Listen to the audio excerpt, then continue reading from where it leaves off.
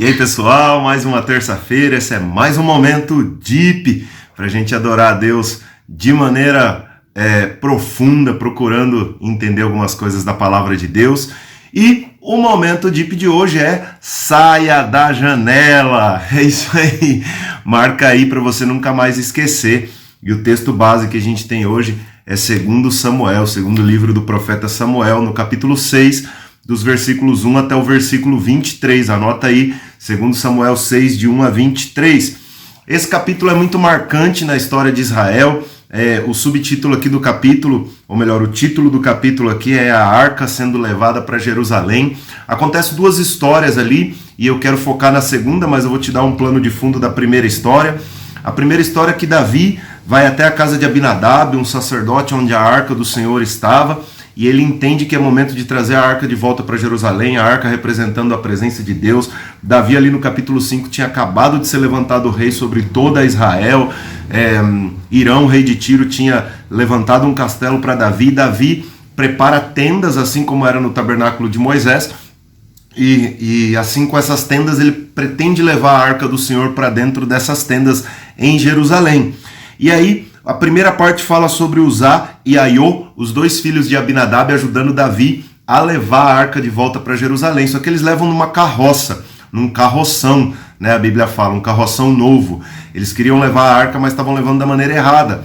Por quê? Porque quem conhece um pouco da lei de Israel, lá no Levítico, fala que a arca da aliança, a arca do Senhor, em Números também, fala que a arca do Senhor tinha que ser levada sobre os ombros, né? Não podia ser levada num carroção. A arca da aliança, que representava a presença de Deus, tinha 4 argolas nos 4 cantos, por onde deviam passar 2 varões e carregar a arca nos ombros. Ali, Uzá e Aiô estavam levando num carroção novo e um dos bois tropeça. Quando o boi tropeça, a arca vai cair de cima do carroção. E aí Uzá vai tentar segurar a arca, e a Bíblia fala que a ira do Senhor veio sobre Uzá, e Uzá foi fulminado, morreu ali. E depois dessa morte, Davi fica com medo, para no meio do caminho, deixa a arca na casa de Obed-Edom, fala, deixa quieto, né? Não vou levar a arca, como poderei eu levar a arca do Senhor? Está no versículo 9. Naquele dia Davi perguntou, como poderei eu conseguir levar a arca do Senhor? Por isso desistiu, versículo 10, de levar a arca do Senhor para a cidade de Davi. Em vez disso, deixou ela na casa de Obed-Edom.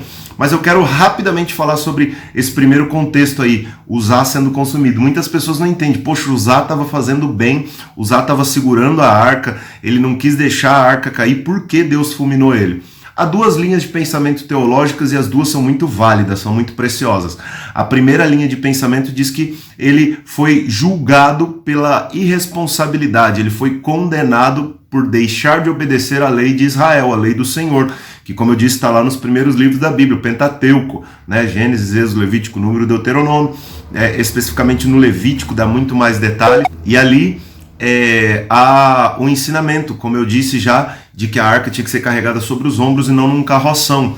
Ninguém podia tocar a arca que representava a presença de Deus. Para ver a arca tinha que ser o sumo sacerdote uma vez por ano, né? Então, o primeiro símbolo que os teólogos, que os estudiosos da Bíblia veem nesse texto é Uzá sendo punido em sinal da desobediência, ou seja, Deus nos chamando a obedecer. Desobedeceu, fez da maneira errada, foi condenado por causa disso, ou seja, o preço das péssimas escolhas, né? A gente tem que escolher certo para viver o melhor de Deus.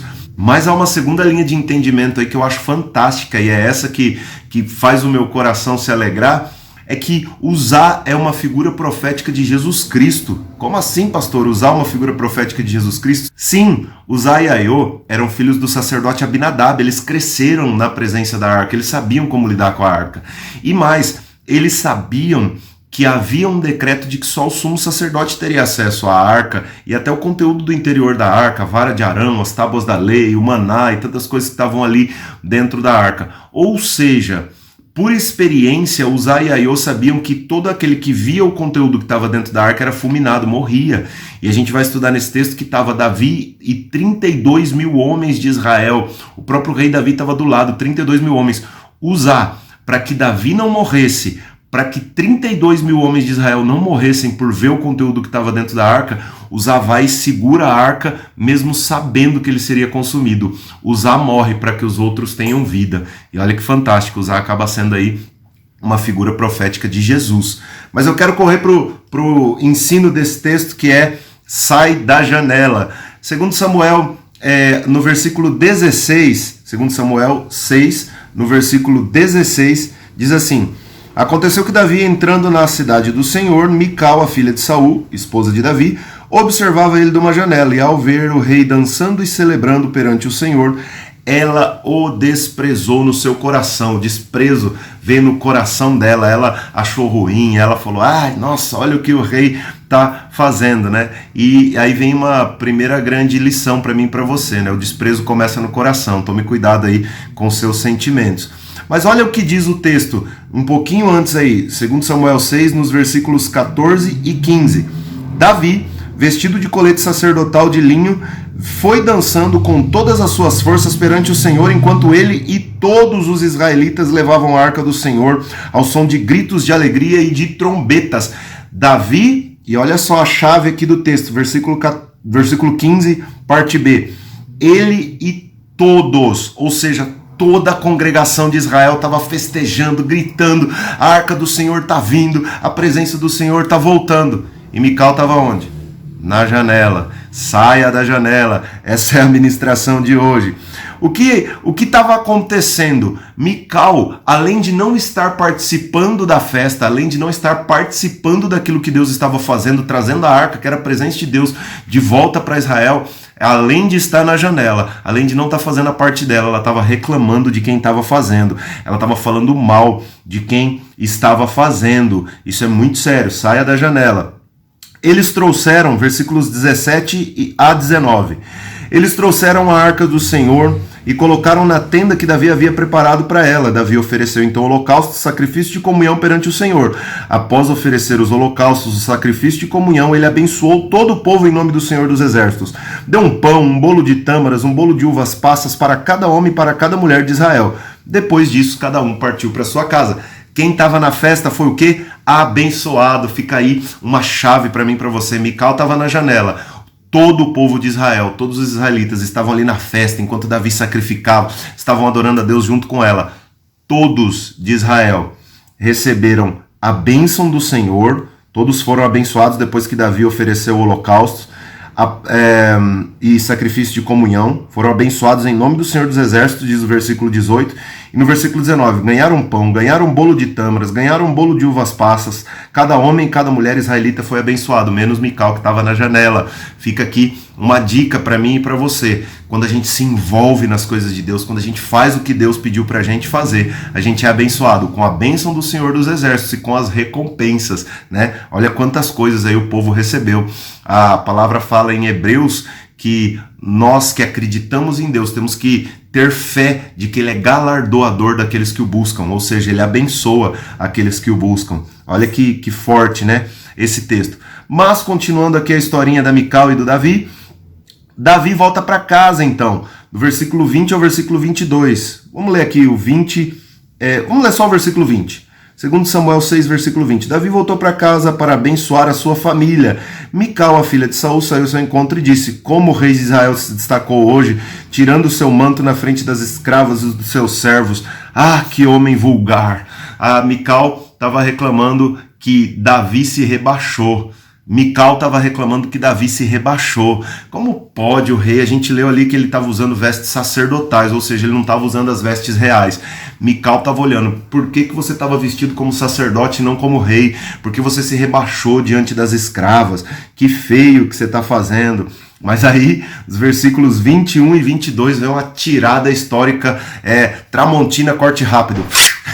Davi vem e dá uma tirada histórica em Mical. Olha o que ele diz, versículo 21 e 22. Mas Davi disse a Mical: foi perante o Senhor que eu dancei, perante aquele que me escolheu no lugar do seu pai, ou de qualquer outro da família dele, quando me designou soberano sobre todo o povo de Israel. Eu me rebaixarei ainda mais e me humilharei ante aos seus olhos. Eu serei honrado por essas escravas que você mencionou. Olha que forte esse texto. Davi fala: então, né? Você lembra que eu fui escolhido para ficar no lugar do seu pai, do seu irmão e de todos da sua família? Deus me escolheu e eu estou me rebaixando diante de Deus. E mais, eu vou ser honrado por Deus diante dessas escravas que você falou que eu estava me humilhando. E eu me humilharei ainda mais. Esse texto é poderoso demais. Ele fala: eu me humilharei ainda mais, porque é perante o Senhor. Para fazer verdade o que diz João 3, no versículo 30, né? É importante que ele cresça e que eu diminua. João estava falando de Jesus, aqui Davi falando de Deus, mas nós cremos num Deus que é 3 em 1, que é Deus Pai, Filho e Espírito Santo. Então Davi já estava falando também de Jesus. É importante que ele cresça e eu diminua. Mical estava preocupada com o reino, assim como Saul, seu pai, estava preocupado por não perder o reino. Davi estava preocupado com a presença. E essa é uma chave. Quem está na janela, quem está só observando, sem participar, fica preocupado com os títulos, com o lugar. Quem está na presença não está preocupado com nada, só quer se jogar na presença de Deus. Como diz Mateus 23, no versículo 12, né? Todo aquele que exaltar a si mesmo será humilhado, mas todo aquele que se humilhar será exaltado. É tempo de nos humilharmos diante do Senhor. Nós temos vivido um tempo que tem um monte de gente que está como Mical, está na janela, está só observando, não está participando, não faz nada e ainda está reclamando de quem está fazendo. Não seja como Mical, sai da janela, saia da janela. Esse é o título do nosso Momento Deep de hoje, da nossa reflexão de hoje. E para fechar esse estudo, segundo Samuel 6, no versículo 23, diz assim: e até o dia da sua morte, Mical, a filha de Saul, jamais teve filhos. Quem está na janela não é capaz de gerar nada. Quem fica só observando e criticando os outros não participa e não tem o privilégio de gerar coisas na presença de Deus. Saia da janela. Não seja aqueles que, além de não participar, além de não se doar, além de não participar de escalas, além de não pegar cultos, além de não ler a Bíblia, além de não ajudar quem precisa, além de não ir para as escalas quando um pastor convoca, além de não ir para os evangelismos, além de não fazer nada, ainda ficar na janela reclamando: eu teria feito melhor, nossa, esse evangelismo seria muito melhor se fizesse assim, assim, assim, assim, mas não vai lá ajudar. Mical estava fazendo exatamente isso, da janela julgando quem estava fazendo, sem produzir nada. E olha como que fica o final dos dias de Mical. Até o dia da sua morte ela não teve filhos, não gerou nada. Quem fica na janela reclamando de quem está fazendo não é capaz de gerar nada. Saia da janela. Esse é o estudo do nosso Momento Deep de hoje. Saia do comodismo e venha para fazer aquilo que Deus espera que você faça. Eu quero orar por você. Quem sabe você se descobriu aí como alguém que está na janela. É dia de sair da janela para viver o sobrenatural de Deus, para ir lá junto com o povo. Como diz segundo Samuel, no capítulo 6, nos versículos 14 e 15, Davi vestia um colete sacerdotal de linho, dançava com todas as suas forças perante o Senhor, enquanto ele e todos os israelitas levavam a arca do Senhor com gritos de alegria e trombetas. Leve a arca e grite de alegria na presença de Deus. Eu vou orar por você. Senhor, em nome de Jesus, visita cada pai, cada filho, cada amigo, cada pessoa que por acaso está vendo esse vídeo, Deus. Vem com o teu sobrenatural, vem com o teu Espírito Santo, Pai, que esse momento deep venha levar essas pessoas que estão vendo esse vídeo para lugares profundos na tua presença. Que nós possamos, através da reflexão da palavra, através da verdade contida na palavra, sair da janela. Pai, nos tira da janela em todas as áreas da nossa vida, que nós não sejamos aqueles que não fazem nada e ainda julgam, que as nossas mãos sejam usadas para carregar a tua glória, como fez Davi quando carregou a arca. A Bíblia fala que a cada 6 passos ele parava e sacrificava um boi e um novilho, que nós possamos fazer os sacrifícios necessários para viver o teu sobrenatural. Se havia alguém parado na janela, se havia alguém paralisado no seu chamado, naquilo que o Senhor tem para a vida dessa pessoa, que venha sair da janela agora para viver o teu sobrenatural. Assim eu oro, Pai, abençoando os teus filhos e filhas em nome de Jesus. Amém. E amém, aleluia, glória a Deus. Espero que você tenha sido abençoada com esse vídeo. Curte, comenta, compartilha, manda para todo mundo aí que você ama. Se inscreve aqui no canal, clica no sininho para receber as notificações de novos vídeos. Comenta para que a gente possa também te abençoar e também receber o seu testemunho daquilo que você foi ministrada nesse vídeo. Que Deus te abençoe. Esse é o Momento Deep de hoje. Até o próximo Momento Deep. Saia da janela.